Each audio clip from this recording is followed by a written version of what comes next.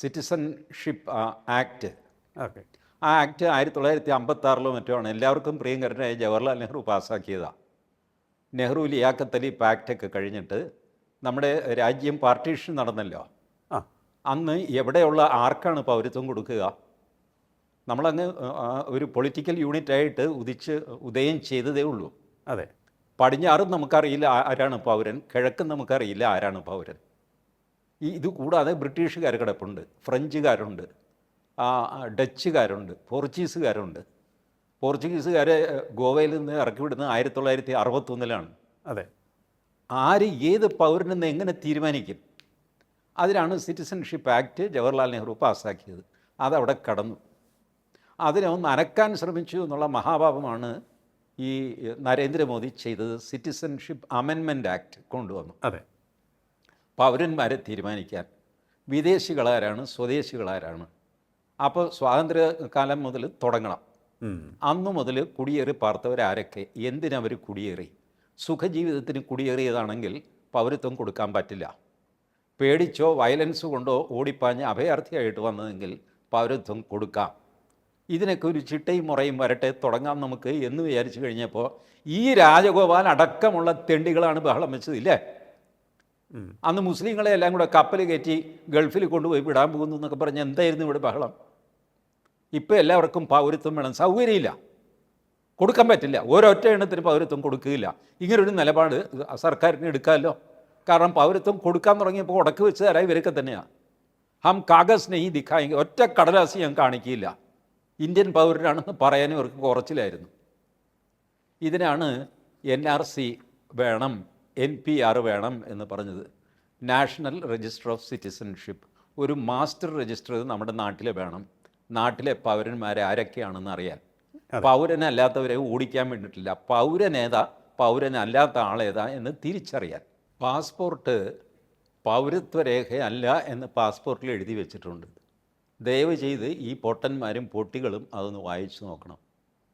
ഞാൻ പറഞ്ഞില്ലേ, four historical reasons നമുക്ക് പൗരത്വരേഖ ഉണ്ടാക്കാൻ പറ്റിയില്ല. അതവിടെ കടന്നുപോയി, പിന്നെ ആരും ശ്രദ്ധിച്ചില്ല. ഓരോ ആവശ്യത്തിന് നമ്മൾ ID കാർഡ് ഉണ്ടാക്കി. അതെ. അപ്പോൾ സഞ്ചരിക്കാനൊരു രേഖ വേണ്ടേ?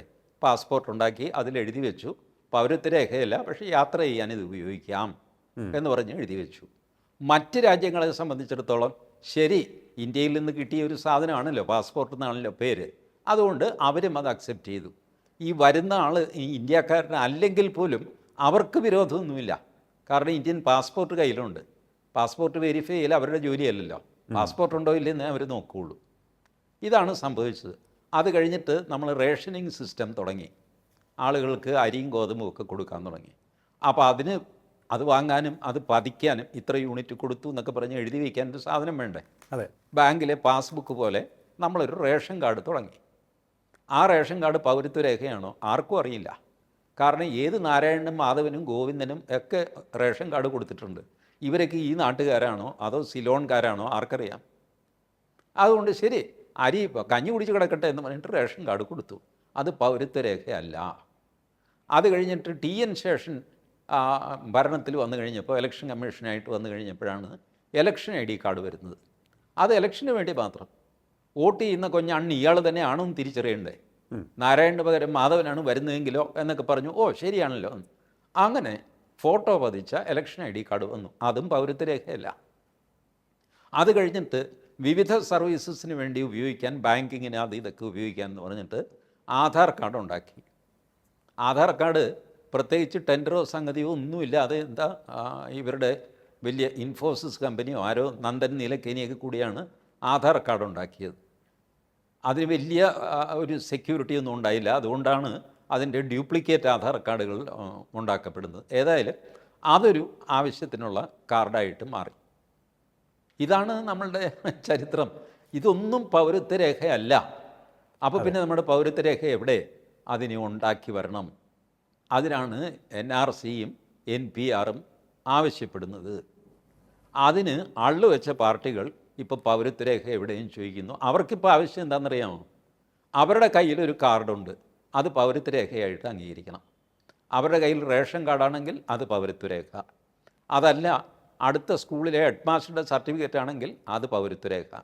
അതല്ല അവർ കൊടുത്ത കമ്പനി ഐഡൻറ്റിറ്റി കാർഡുണ്ടല്ലോ, അയാൾ ടെലഗ്രാഫിൽ വർക്ക് ചെയ്യുന്നു, ടെലഗ്രാഫിലെ ചീഫ് എഡിറ്റർ എന്ന് പറഞ്ഞിട്ട് കമ്പനി ഒരു ID കാർഡ് കൊടുക്കും. അതാണ് ഈ പട്ടിയുടെ കഴുത്തിൽ ഇടുന്ന് പട്ടയൊക്കെ ഇട്ട് തൂക്കി നടക്കുന്നത്. ആ സാധനം പൗരത്വ രേഖയായിട്ട് ഞാൻ എന്ത് തരുന്നോ അത് രേഖയായിട്ട് അംഗീകരിക്കും. അതിൻ്റെ അടുത്ത പടിയാണ് രേഖയേ ഇല്ലാതെ എന്നെ അംഗീകരിക്കണം. ഇതിനായിരുന്നു ബഹളം. ഒരിക്കൽ കൈപൊള്ളിയ കേന്ദ്ര സർക്കാർ അത് ഭരണത്ത് വെച്ചിരിക്കുകയാണ് തൽക്കാലം. CAA ചട്ടങ്ങളുണ്ടാക്കി അത് കുറേശ്ശെയായിട്ട് നടപ്പിലാകുന്നുണ്ട്. പക്ഷേ ഭാരതം മൊത്തം ഒരു പൗരത്വത്തിൻ്റെ ഈ NCR NPR ഉണ്ടാക്കാനുള്ള നീക്കങ്ങൾ ഇതുവരെ തുടങ്ങിയിട്ടില്ല.